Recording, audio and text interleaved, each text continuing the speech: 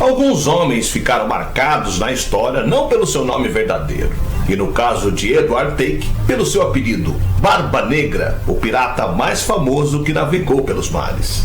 Ele se tornaria parte do folclore popular como um dos grandes vilões da história, e sua imagem barbuda seria reproduzida em museus de cera ao redor do mundo. Bastava olhar para o seu rosto sombrio e sua aparência alta e atarracada para infundir terror em qualquer um.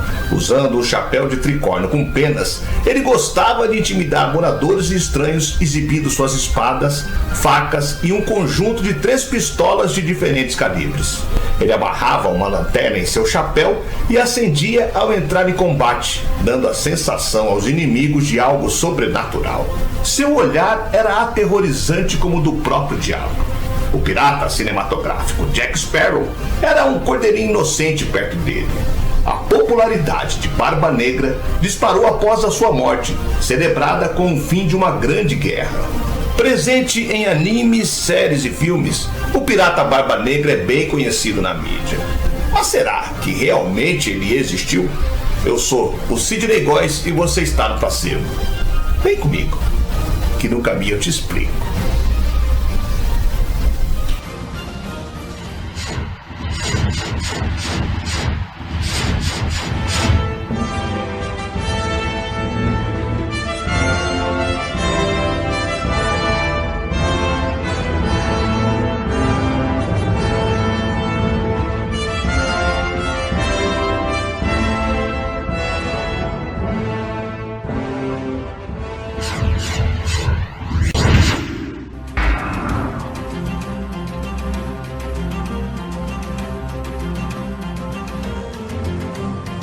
No dia 22 de novembro de 1718, logo após o amanhecer, o Adventure, navio com que Barba Negra substituiu o seu legendário A Vingança da Rainha Anne, afundado meses antes, cruzou com 2 bem equipadas chalupas, comandadas pelo tenente Robert Maynard, nas proximidades da ilha Ocracoke, no litoral da Carolina do Norte.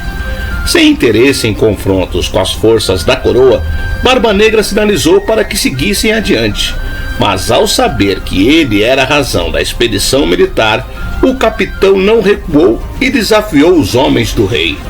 Que se dane minha alma se eu lhes der trégua ou receber alguma de vocês, teria dito o pirata, conforme registrado no clássico História Geral dos Piratas de Daniel Defoe.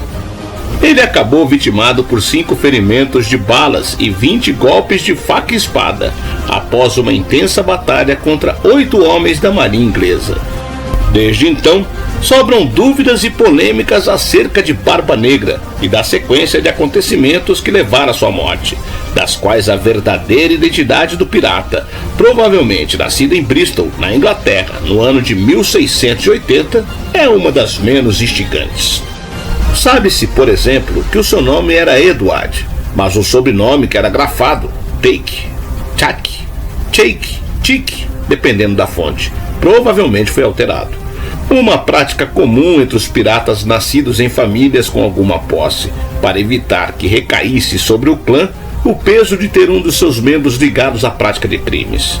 2 livros ajudaram a aumentar o debate sobre o que é fato e o que é mito em relação à Barba Negra.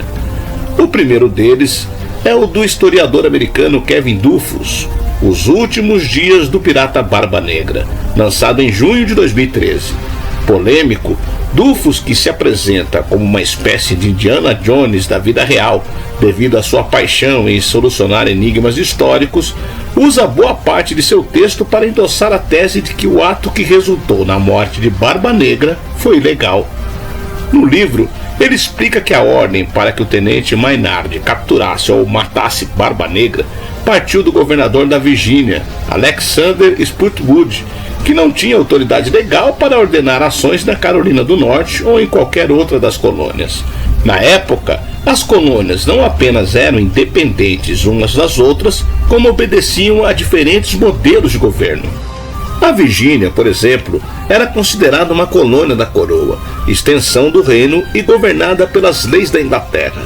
Já a Carolina do Norte, uma das mais pobres, era uma colônia proprietária, isto é, um empreendimento regido unicamente pelos seus lordes proprietários, que assumiam as despesas e ficavam com os lucros advindos de sua exploração.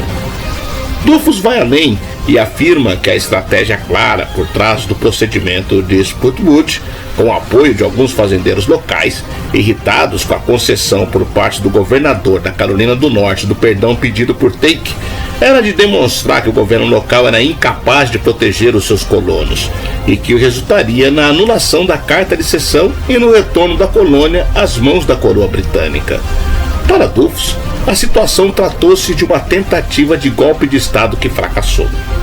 Mesmo que se considere a opinião de Duffus exagerada, a polêmica acerca das ações de Spotwood ajuda a lançar luz sobre outro fato potencialmente controverso. A morte de Edward Take trouxe prejuízos e pode ter sido lamentada em algumas partes da Carolina do Norte. Isso porque o pirata fornecia a preços mais baixos os produtos que saqueava dos navios mercantes, o que numa colônia tão pobre era visto como um benefício. Qualquer semelhança com o que ocorre nas periferias das grandes cidades brasileiras não é mera coincidência. Além do mais, uma possível conversão do Barba Negra à vida dentro da lei era vista como uma injeção financeira no mercado local, com base na crença de que o pirata já acumulava um grande tesouro e como reforço de homens durões e experimentados em combate na defesa da região contra possíveis ataques indígenas. Essa popularidade em algumas vilas pode ter contado a favor do perdão e do restabelecimento de Barba Negra como um comerciante local, mesmo diante da hostilidade das províncias vizinhas como a Carolina do Sul, Pensilvânia e a própria Virgínia, que haviam emitido ordens de prisão contra ele. A boa vontade era tanta que semanas depois, o próprio Charles Eden presidiu a cerimônia de casamento do capitão com Mary Osmond, sua primeira e única esposa. Para os inimigos de Barba Negra e Eden, rapidamente a paz entre os dois evoluiu para um acordo que envolvia o repasse de objetos saqueados em troca de proteção.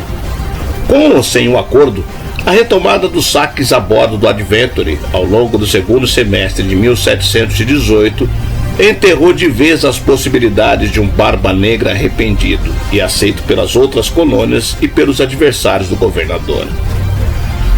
O outro livro que pode ajudar a entender um pouco mais sobre o universo de Barba Negra está longe de ser um lançamento recente. Na verdade, trata-se de fragmentos de uma viagem ao Mar do Sul em volta do mundo, publicado pelo capitão Edward Cook em 1712, encontrados nos destroços do A Vingança da Rainha Anne. Um achado raríssimo em destroços de naufrágio, se considerarmos as condições adversas para sua conservação. Raridade entre os piratas, Barba Negra sabia ler e escrever, e ao topar com o livro que descreve as aventuras de Cook ao redor da costa da América do Sul, pode ter o considerado uma boa leitura para muitas horas livres do mar. A popularidade de Barba Negra disparou após a sua morte celebrada com o fim de uma grande guerra. O jovem político, cientista e inventor Benjamin Franklin, um dos participantes da independência dos Estados Unidos da América, compôs um poema por ocasião do evento. Canções, histórias e comédias foram escritas. Centenas de aventureiros e curiosos procuravam em cavernas solitárias ao longo de toda a costa atlântica do continente americano os baús de tesouros que ele escondia. Ele tinha um sistema peculiar de enterrados. Ele levava um baú para a praia em um pequeno barco com um dos tripulantes e fazia o marinheiro cavar um grande buraco e colocar o baú no fundo. Quando o buraco estava meio cheio, Barba Negra desferia um tremendo golpe na cabeça do marinheiro, o jogava no fundo e cobria o buraco com pás de terra, enterrando assim o tesouro e o corpo juntos. Ninguém, além do diabo e eu, sabe onde está. Ele costumava se gabar de seu tesouro. E aquele que viver mais tempo dos dois levará tudo, concluía. Seus pais também não eram irmãs de caridade. Eles dirigiam uma taverna na cidade inglesa de Bristol e dizia-se que eles drogavam marinheiros para levá-los adormecidos a navios onde eles nunca teriam embarcados por vontade própria. Barba Negra começou sua vida de marinheiro na Guerra da Rainha Anne, durante a qual a França e o Reino Unido disputaram o controle da América do Norte entre 1702 e 1713. Após a guerra, o pirata capturou o navio almirante A Vingança da Rainha Anne que ele transformou em uma formidável máquina de guerra, armando-a com quase 50 canhões. O primeiro feito de Edward Take já o tornou famoso em todo o mundo. Perto da estação naval de São Vicente, nas ilhas de Barlavento, ele apreendeu o Great Allen com a carga valiosa, se livrou da tripulação e incendiou o navio. O navio de guerra Scarborough imediatamente partiu para punir a audácia de Barba Negra, mas sofreu uma derrota humilhante, mal entrando no porto. A notícia se espalhou como um fogo por todos os portos do Atlântico, transformando o bucaneiro no inimigo público número 1. Barba Negra era, assim, o tema obrigatório de todas as conversas nas tabernas da longa costa. Sabe-se que ele capturou 20 navios em apenas 2 anos, mas talvez houvesse muito mais. Como todas as aves de mau agouro, ele também encontrou seu fim. O governador da Virgínia enviou uma expedição para liquidar o pirata sob o comando do tenente Robert Maynard. Ele era o comandante de um navio de guerra da Marinha Real. Em 21 de novembro de 1718, ocorreu o embarque. Maynard o perseguiu com seu sabre. Um de seus homens esfaqueou o pirata no pescoço e ele morreu.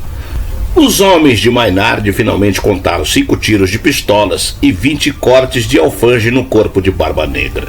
Sua cabeça foi cortada e amarrada ao mastro de um barco. Mas eles não puderam impedir que a lenda do pirata mais famoso da história florescesse a partir daquele dia.